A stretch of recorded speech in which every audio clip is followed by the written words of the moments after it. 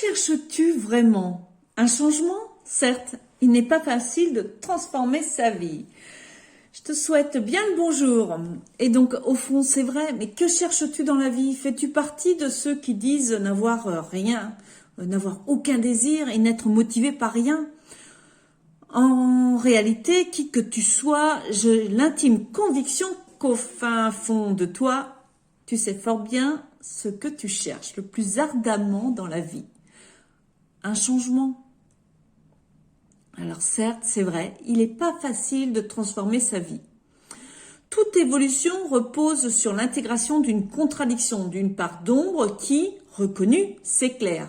Pour effectuer un changement, il faut en avoir conscience. Et c'est en effet sous la forme d'une contradiction que cela prend forme. Par exemple, je vais dans une direction, mais tout mon corps me dit stop et je suis fatiguée. Je me lève le matin pour vivre ma vie, mais je ne pense qu'à rester couchée. Je continue à entretenir certaines relations qui m'exaspèrent, me fatiguent. J'aimerais être loin d'elles. Ce travail de conscience n'est pas sans effet sur le changement lui-même. Il crée entre ton problème et toi une distance qui va permettre au processus de s'enclencher. Car on ne passe jamais d'un système à un autre d'un seul coup. Alors la transition se fait selon William Bridge en 3 phases. 1. D'abord la fin du modèle précédent dont il faut consciemment faire le deuil, sinon tu auras beau échafauder de nouveaux plans, le fantôme de l'ancien te plombe, parfois pendant des années. Donc pour rappel, les phases sont le déni, la colère, le marchandage ou la négociation, la dépression et l'acceptation. Et ces phases ne sont pas forcément dans cet ordre, en ordre chronologique. Et ces phases peuvent être vécues différemment par chacun d'entre nous, plus ou moins intensément. Il peut même y avoir des allers-retours entre les phases. Donc la deuxième phase du changement, tu entres dans la phase 2, donc l'espace intermédiaire qui peut être plein de turbulences, qui peut être un temps de créativité pour qui sait gérer, mais aussi ressembler à une traversée du désert pour qui a peur de l'inconnu. Donc dans cette phase, il y a beaucoup de choses à prendre conscience. Il y a les peurs, les croyances, il y a le passage à l'action, etc. Donc c'est là que je rentre souvent en action pour accompagner les personnes sur cette transition.